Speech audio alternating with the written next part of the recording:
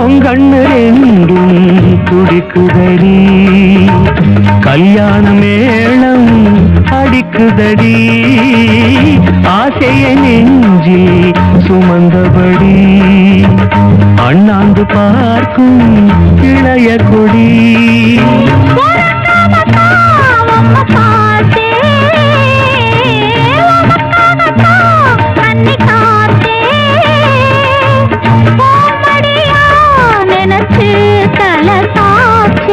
ஆவாரம்பு 6-7 நாளா நாம் போகும் பாதையில் காத்திருக்கு, ஒன்னு மூக்கு ஏனம்மா வேத்திருக்கு.